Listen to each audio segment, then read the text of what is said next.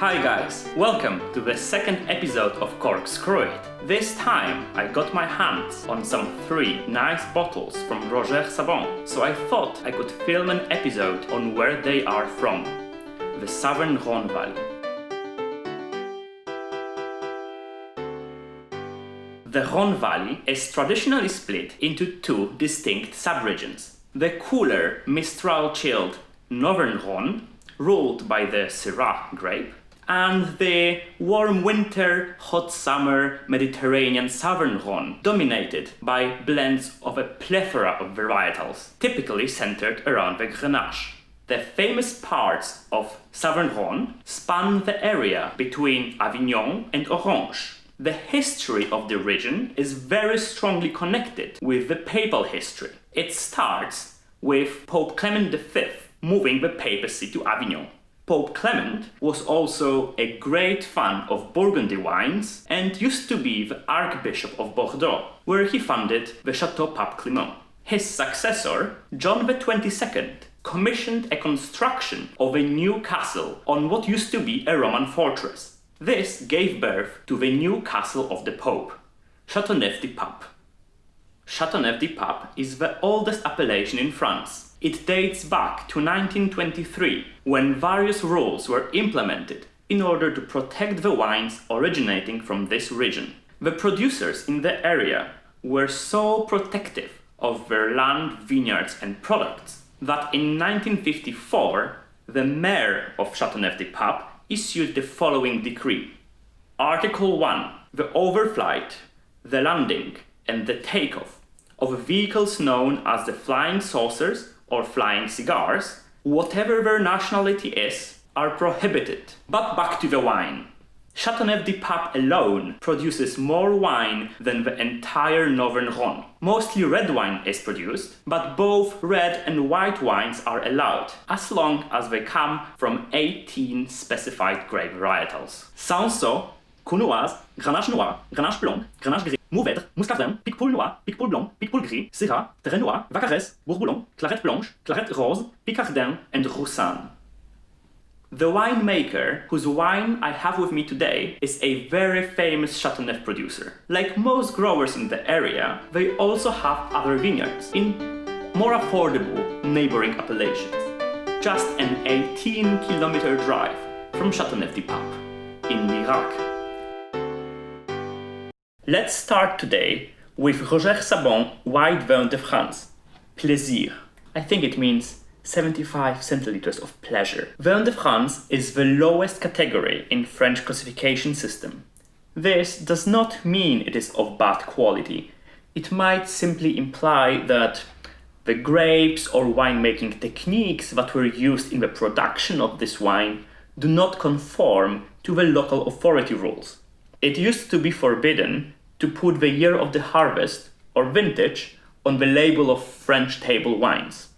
We cannot see the vintage on the front label here, but a closer look at the back does reveal that it is a 2018 vintage bottled in 2019.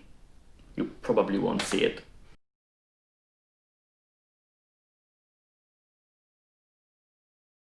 This wine is made with Grenache Blanc, mostly, with addition of Viognier, Roussanne and Claret.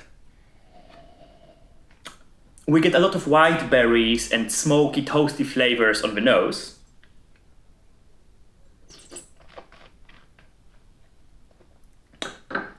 And it's very dense, almost oily on the palate, with this typical Viognier-like bitter almond finish. Going level up, we have a Côtes du Rhône appellation wine. Côtes du Rhône is a generic Rhone Valley appellation allowed to be used in 171 communes across the entire valley, both north and south. Coming from the extremely hot 2019 vintage, top temperatures of 47 degrees in France, I think we are expecting a very big, hefty, alcoholic red wine. It is mostly a Grenache-based blend with a little bit of Cinsault and Syrah to give it a beef and lift. We have bright, very hot, very ripe red fruit A little bit of flowery, spicy notes.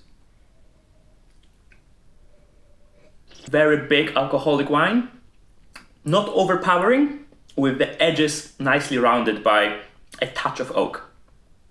I think we have a very nice alternative to the bigger, more expensive Southern Rhone wines like the one coming later. Last wine here is the showcase Lirac Rouge, so red Lirac. Lirac is one of 13 prestigious cru appellations of the entire Rhone Valley. And it also is the first one to produce wine in all three styles, the white, the red and the rosé. We have a big and powerful red wine built mostly around the sweet, slightly caramelized red fruit of Grenache, with a bit of structure from Mourvèdre and spiciness of Syrah.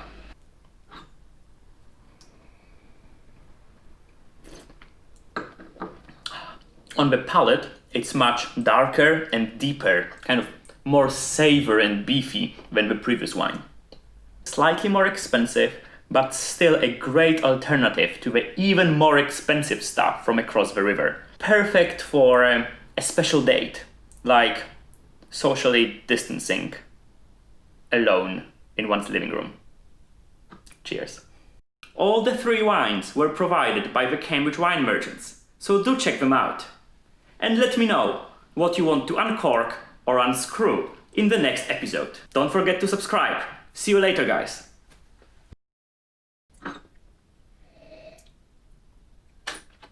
This wine is really good. I do like the flowery lift and a bit of the apricot coming from Viognier. It's got a nice, dense, oily structure. Very bright, kind of like a midweek wine. Very alcoholic. I like it. It's a good £10 well spent. This one is big. I would keep it for another 2, 3, 4 years. The tannins are very grippy. The aftertaste is... needs a steak. I mean, someone give me a steak. I guess we're done. See you later.